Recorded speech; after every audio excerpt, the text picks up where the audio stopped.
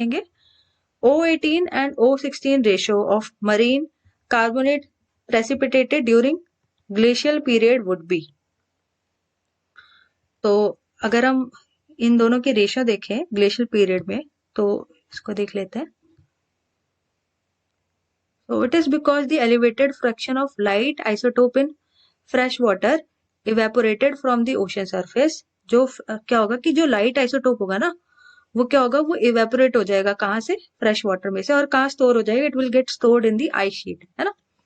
Is reflected by the increased fractionation of heavy. ठीक है, तो जो क्या है कि हैवी आइसोटोप है हमारा, हैवी आइसोटोप जो है वो कहाँ पे है, increased fraction of heavy isotope in the precipitated carbonate skeleton of microorganism living in the ocean water. ठीक है, ओशन वाटर में हमें जो माइक्रो ऑर्गेनिज्म मिलेंगे उसमें क्या हमें मिल रहा है, हैवी आइसोटोप हमें वहां पे ज्यादा मिल रहा है। तो जो वेरिएशन है ना ऑक्सीजन आइसोटोप की which is O18 by O16 with depth in a sediment core are widely interpreted as the indicating total land ice volume as a function of time। ठीक है, तो इसकी हम लैंड आइस वॉल्यूम से जो है इसकी इंटरप्रिटेशन करते हैं।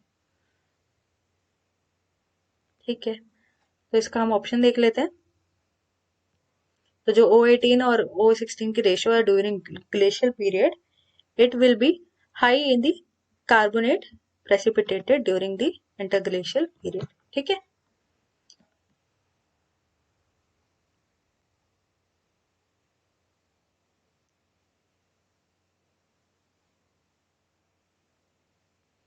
तो जो ठीक है,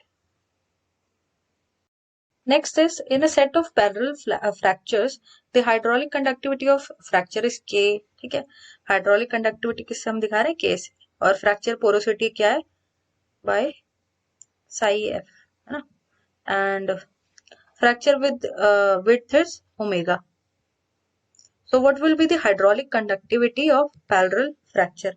तो अगर हम हाइड्रोलिक कंडक्टिविटी देखें पैरेलल फ्रैक्चर की तो क्या होगा, K into psi f। Okay,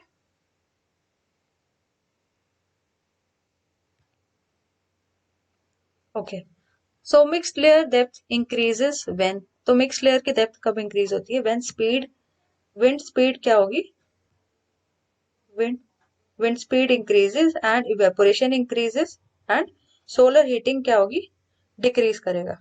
तो option B is correct. Next is two strike slip fault F1 and F2 show side stepping, है ना, ये देखो F1 और F2 क्या है, ये साइड स्टेपिंग शो कर रहा है ना, एक ही side. So the side stepping would then lead to form, so what it will form, it will lead to form the pull apart basin along the both F1 and F2 strike slip fault।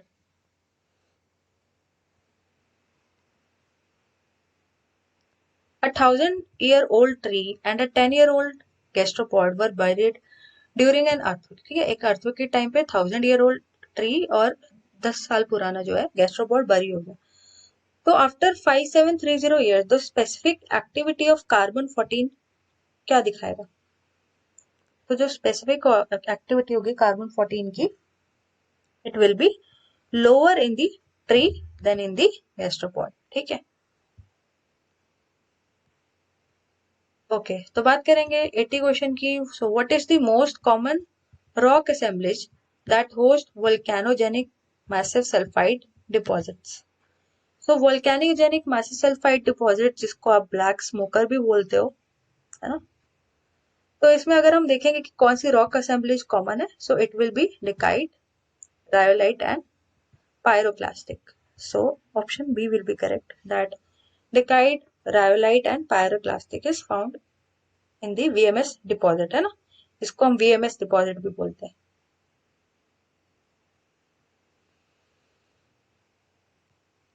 उसके बाद find the correct pairing of metamorphic facies and the corresponding mineral assemblages। तो अगर हम इसका pair देखें, इसको match करके देखते हैं, तो option B will be correct, that A will match to the second one. Greenschist में हमें क्या मिलेगा, क्लोराइट, मस्कोवाइट, बायोटाइट, है ना। और बी का किसके साथ मैच करेंगे हम, 6 के साथ, कि मिडल एम्फिबोलाइट में हमें क्या मिलेगा, एम्फिबोलाइट फिशेस में मस्कोवाइट, बायोटाइट, स्टोरेलाइट, काइनाइट। और सी में हमें, सी को हम मैच करेंगे 3 के साथ, तो अपर एम्फिबोलाइट फिशेस में हमें मिलेगा muscovite, biotite, potassium feldspar and sillimanite. और अगर हम डी की बात करेंगे तो डी को हम मैच करेंगे 5 के साथ। सो लो प्रेशर ग्रेनुलाइट में हमें क्या मिलेगा, पोटैश फेल्सपार मिलेगा, स्पिनल एंड कॉर्डिराइट।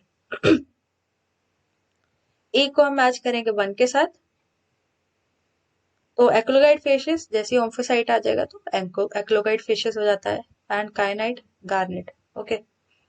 और अगर हाई प्रेशर ग्रेनुलाइट की बात हम करेंगे तो इट विल बी 4। ठीक है। ग्रेनुलाइट में हमें क्या मिलता है, ओपीएक्स मिलता है, तो K feldspar, garnet and ओपीएक्स।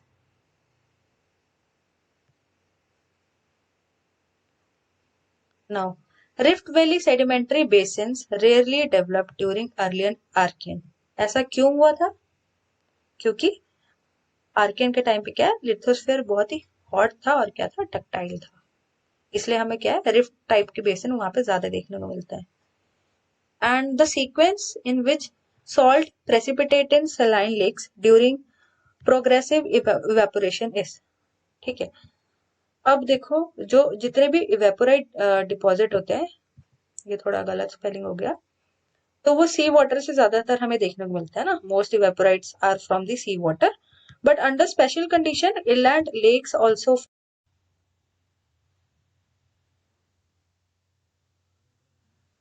So thank you so much for watching this channel. Do like, share and subscribe.